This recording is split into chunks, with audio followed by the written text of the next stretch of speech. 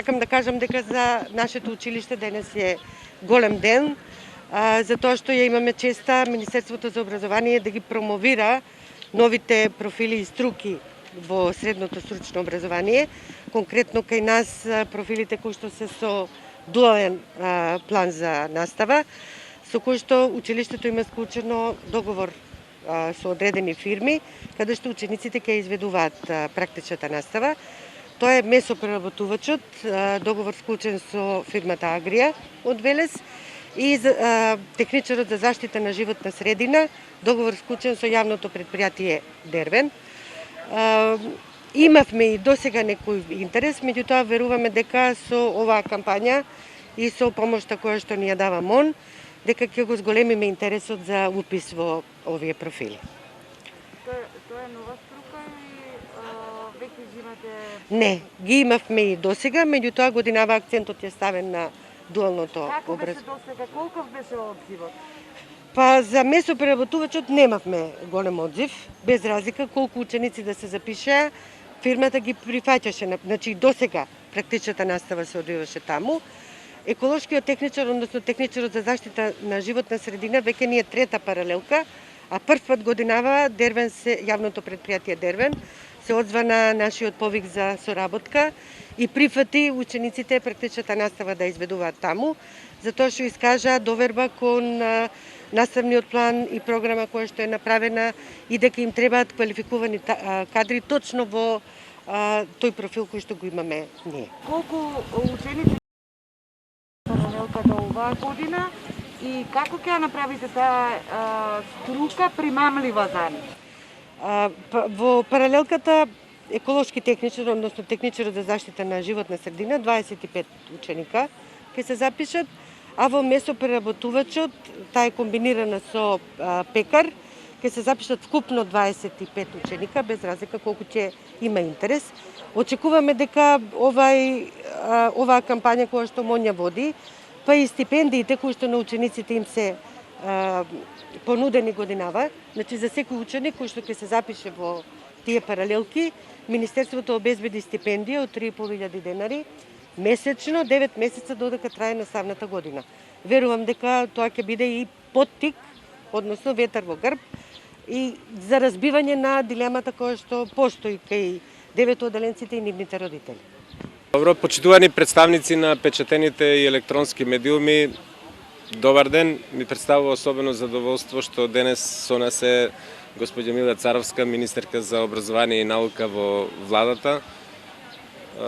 Таа е присутна на овој за нас многу значаен настан на кој да бидеме равноправни и фери кон другото училиште, на ден на кој училиштето Коле Неделковски, средното стручно училиште Коле Неделковски и средното стручно училиште Димитрија Чуповски ги представуваат образовните профили за следната учебна година, особено пред деветооделенците, за да имаат вистинска представа пред да ја донесат конечната одлука каде ќе се запишат, се разбира и за нивните родители. Сакам особено да ги поздравам представниците на бизнис заедницата, особено на компаниите кои прифатија да организираат дуално образование, односно дел од дуалното образование, практичната настава да се реализира во нивните компании, да им се заблагодарам за поддршката. Јас лично мислам дека покрај потребата учениците да се запишуваат во гимназиско образование за да продолжат со високото образование, иднината дека е во средните стручни училишта, ова е вистинскиот пат и со модуларното, особено со дуалното образование.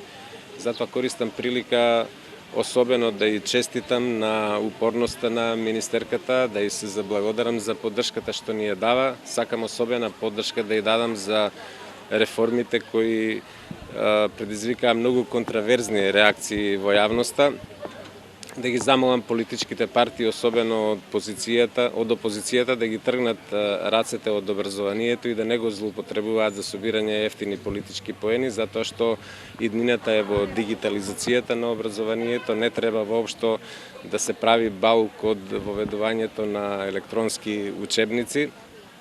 праксата покажа во државите кои се пред нас дека тоа дава исклучителни резултати и лага е дека учениците нема да имаат и учебници во вид на книги. Се разбира, Министерството, државата, општините се ќе направат за да има возможност и на учениците кои потегнуваат од социјално ранливи категории семејства да ги имаат сите услови за рамноправно следење на наставата, како и сите други ученици, без разлика дали тоа ќе биде со набавка на учебници или со обезбедување на таблети во библиотеките или таблети кои ќе им бидат или компјутери дадени на располагање. Би сакал да замолам и пошироката јавност и представниците на владата, градоначалниците, сите ние да застанеме зад министерката Царовска, затоа што некогаш погрешно се стекнува впечаток во јавноста дека таа сама ја води оваа реформа. Сакам да ја порачам дека не е осамена, дека ние ја поддржуваме, стоиме зад неа и се ќе направиме за овие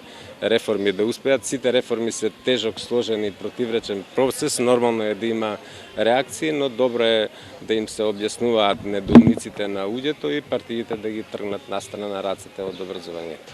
Ви благодарам. Може би пред неполна година имавте средба на која што си седнате на иста маса директорите на средните училишта и бизнес заедницата. Дали освен компаниите кои што веќе се пријави и сакаат да учествуваат во професионално образование, може би се водат и интензивни контакти со други компании се со цел. Постојано слушаме дека недостасува работна рака. Како тоа може да се реши или колку вие придонесовте и дали ќе биде тоа пракса едноставно на општината? Да, ние имавме вистински однос кон бизнес заедницата, сакавме да ја сослушаме, затоа што тие се многу важни, треба кадрите што ги произведуваме реално да може да се вработат, а не да произведуваме кадри кои својата иднина ќе ја гледаат во странство.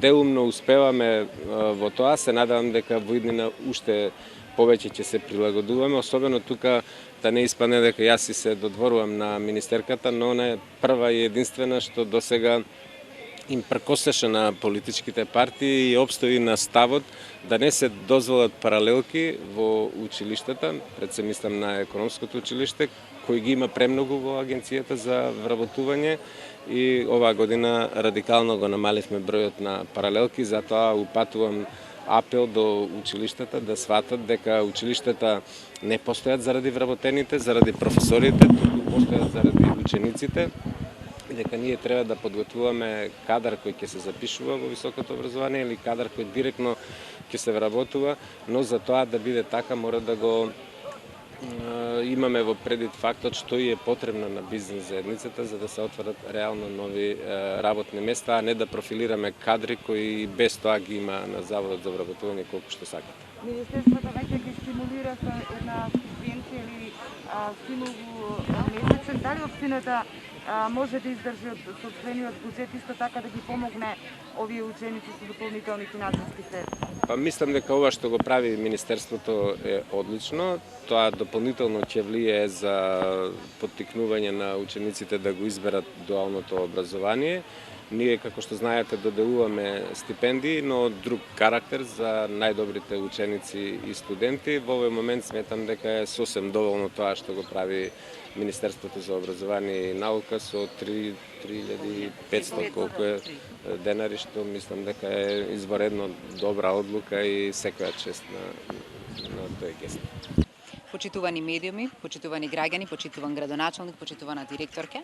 Навистина е значено што денеска во општина Велес имав можност да ги погледнам профилите кои што се нудат од страна на стручните училишта. Тие имаат презентација пред 9 оделенците. Она кое што како Министерство и како влада заедно со општините и училиштата го правевме од јануари месец до пред еден месец, пред отварањето на конкурсот, е преку социјален диалог да стигнеме до тоа што е потребно да се отвори како профил во стручните училишта и како тоа отвара можности за идни вработување и развој на државата.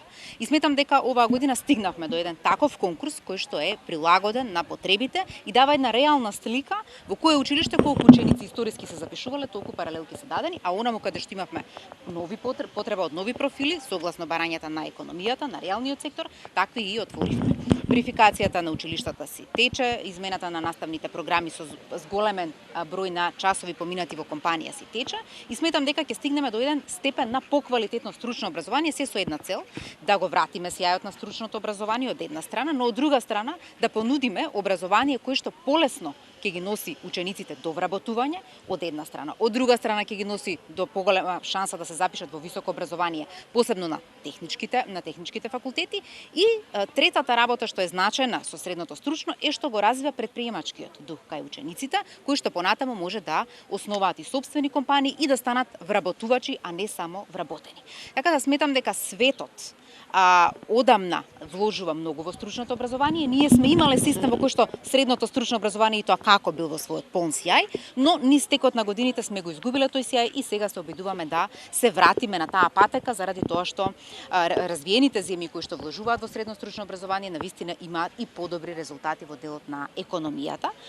Последно би сакала да им упатам апел на сите ученици и на сите родители дека е значајно согласно своите знаења, можности, афинитети, интереси да се запишат во средно образование, но исто така кога ги разгледуваат можностите треба да видат и кои се опциите за вработување и за креирање и на иднина и семејства во оваа наша држава, заради тоа што тоа ни е значено на сите нас и дека Министерството за образование и наука и владата понудија стипендии од 3.500 денари за оние кои што ќе се запишат во дуалните паралелки ќе постигнат резултати и оние кои што ќе се запишат во 3-годишните струки, затоа што сметаме дека тие се најлесно може да се абсорбираат на пазарот на труд и имаме голем дефицит кај истите. Благодарам. Дали денеска ги повикавте иницијаторите кои се против законот за учебници на втор состанок, бидејќи нивната последна изјава беше дека во текот на викендот ќе чекаат средба или во текот на денешниот ден, а потоа во подтекстот беше дека ќе продолжат да ги повикуваат учениците. Оно што е значено што ние како министерство апсолутно стоиме на ставот да искреираме образование кое што е квалитетно и кое што постигнува повисок стандард на образование, се со цел да може да покажеме дека нашите ученици имаат еднаква можност, но исто така имаат и еднаков потенцијал како и учениците од регионот и од светот и да постигнат резултати на меѓународните тестирања, а со тоа, значи, стекнуваат образование кое што ќе биде или ќе ги подготви за иднина или за ерата на во која што ќе биде се дигитално. Со представниците на групата имавме средба, ако не се лажам, во четвртокот. Тие претходно ги испратија барањата. Мора да истакнам дека на средбата најмалку се дискутираше за дигитализација, се дискутираше за други прашања поврзани со граѓанските права и со законски решенија кои што во државата постојат за рамноправност, еднаквост, тоа и уставни загарантирани прашања се, исто така државата има и ратификувани конвенции во однос на прашањата кои што тие бараат да се укинат во образовниот систем. Исто така е значено дека тие велат треба да има настава и учебници, ние велиме настава има и ќе има, и учебници има и ќе има. Така да сметам дека целите барања кои што се поставени во насловот на групата се остварени и продолжуваме ние да дискутираме со сите засегнати страни. Во собранието исто така дискутираат со сите засегнати страни се со цел да постигнеме образование кое што конечно ќе биде во интерес на учениците, затоа што со години сме заборавиле дека ученикот е центарот на образовниот систем. Благодарам. Ние имавме средба по поднесените барања. Она кое што имаше да се каже на средбата, а значено дека барањата беа поднесени пред остварување на средбата. Министерке, има за задолжителниот офталмолошки преглед за прво оделенците. Министерот на тоа кога го праша минатата седмица беше резервиран, че нема информации да проверам. Има реакции од докторите дека ќе прегледуваат само прводеленци, веќе имаат време за другите пациенти. Не, значи од Министерството за образование и наука е испратен допис до сите училишта дека им е потребно или да имаат закажан термин или да имаат можност од матичниот лекар да добијат дека во периодот нареден ќе се закаже офталмолошки преглед се до почнувањето на учебната година. Така да тоа право ќе се соствари, ние ги запишуваме училиштата ги запишуваат учениците и без да го имаат прегледот, само со упат или закажан термин, едноставно добиваат можност да бидат запишани во прво оделение, за да не се создава гужва во текот на летниот период, секако дека сите ќе го остварат оваа обврска, затоа што таа е во интерес на учениците. Офталмолошкиот преглед има тоа е дел од законското решение за основно образование, има за цел да направи еден скрининг кај малите деца на здравствената состојба нивна во делот на видот, за да може понатаму ако треба да има одредени некакви интервенции или препораки од здравствените работници да тоа така и се направи. Нема никаков притисок дополнителен и сметам дека релаксирано родителите да си ги запишуваат учениците, да се земат само упат или потврда дека е закажан термин за да може да ги примат. Министерке, дали веќе имате првична анализа на онлайн учењето и учењето од далечина? Што ќе се случи ако од септември децата повторно ќе мораат тој вид на настава да го практикуваат? Особено за дуалното образование, да речем, и воопшто. Имате ли генерално податоци и слика како течеше процесот на онлайн настава, кои резултати се постигнаа со оглед на тоа што родителите не се задоволни од тој вид на учење? Не би рекла дека родителите не се задоволни. Имаше истражување кое што е направено од страна британската амбасада преку национални партнери тука, каде што се гледа дека оценката е добар или многу добар. Оценувањето посебно на интеракцијата, што укажува дека нашиот образовен систем и во вакви услови се снајде. Не сме тука затоа што сакаме, ниту дека ние предпочитаме да има онлайн настава, туку заради тоа што целиот свет се соочи со оваа пандемија и нашата држава и нашиот образовен систем, да ви кажам, одговори како што треба. Иако во септември месец исто имаше дискусија дека нема да се снајдат нашите наставници, гледате дека се снајдо и дека двонасочна комуникација наставник-ученик тече и во време на пандемија и дека сите тие работи кои што требаше да се постигнат како резултати во оваа година се постигнуваат. Ако ме прашате дали може нешто да ја смени училницата, јас ќе кажам не. Заради тоа што училницата е место каде што има развој на други вештини, и социјализација, и интеракцијата поинаква. Но оваа година може да кажеме дека беше успешна и дека така ќе заврши. Оваа година и во вакви услови ќе се организира и матура. Веднаш по организирањето на матурата и успешното нејзино завршување ќе има средби помеѓу Министерството за образование, Министерството за здравство, Комисијата за заразни болести и се ќе зависи од епидемиолошката состојба. Вие знаете дека во тек и вакцинација на наставниот кадар, се со цел да ги овозможиме оние потребни услови за почеток на наредната учебна година, но за тоа ќе донесуваме одлука дури по завршувањето на оваа учебна година, затоа што многу значено е сите работи да ги правиме кога им е време. Сега е време да работиме на подготовка на матура и завршување на учебната година и спроведување успешно на уписите во прво оделение и во прва година. А понатаму ќе зборуваме и како ќе ја започнеме наредната учебна година. Што ми имаме одлука, веднаш ќе известиме јавноста за истото. Ќе дозволите организирање на матурски вечери? За сето тоа има Комисија за заразни болести, која што одлучува за ова. Досега таква одлука за дозволување на матурски вечери не е направена и сметам дека сега во моментов треба да се фокусираме на завршување на учебната година успешно, без проширување на пандемијата интерно во училиштата, а покажавме дека можеме. Процентите беа екстремно ниски на позитивни случаи кои што влегувале во училиште, но интерно ширење на болеста немаше во ниту едно училиште, што ме прави посебно горда на општините, на директорите, на сите оние кои што беа, на наставниците кои што беа вклучени во овој образовен процес. Благодарам. Дејноста на јавното комунално предпријатие Дервен е блиску поврзана до екологијата, односно она што во иднина би можел да го работи еден техничар за заштита на животната средина. Особено во делот на производство и снабдување со чиста и здрава вода за пиење, како и правилно управување со комуналниот отпад. Сите они ученици кои што ќе се одлучат да се запишат во оваа паралелка, ќе имаат можност низ практична настава под менторство на стручни лица да работат во фабриката за вода, каде што ќе се запознаат со процесите на преработка на суровата вода во вода за пиење, како и во лабораторијата на јавното комунално предпријатие Дервен, која е овластена за таа работа и каде што ќе се запознаат со микробиолошките и физичко-хемиски анализи на водата, кои се прават пред таа да се пласира во водоводниот систем.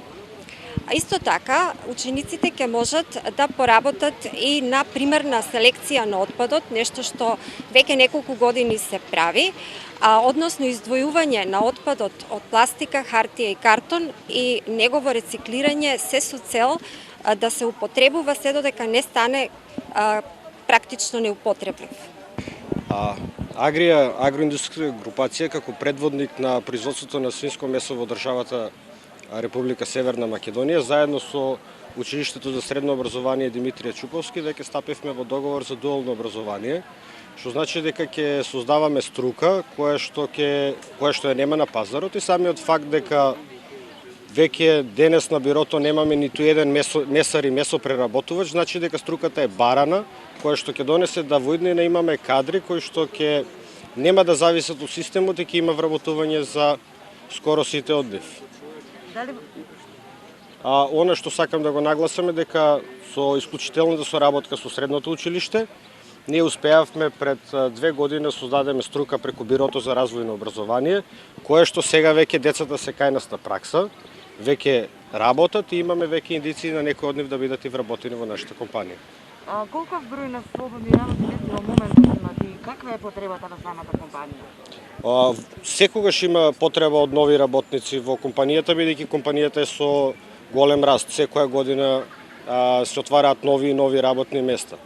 А самиот факт дека имаме потреба дури некогаш да вршиме преквалификација на самите работници, наместо да добиваме веќе готов кадар од средното стручно образование. Дава гаранција дека Да, правилниот чекор. Сушност сметаме дека ова е многу правилен чекор, затоа што веќе неколку години уназад, следејќи ги податоците кои што ги дава Бирото за вработување на Република Македонија, односно агенцијата денешна, нема ниту еден невработен месар. Платите се доволно од просечни и веќе ќе создаваме кадри кои што ќе придонесуваат во општеството и ќе бидат независни млади луѓе кои што може да се развиваат и понатаму во нашата држава.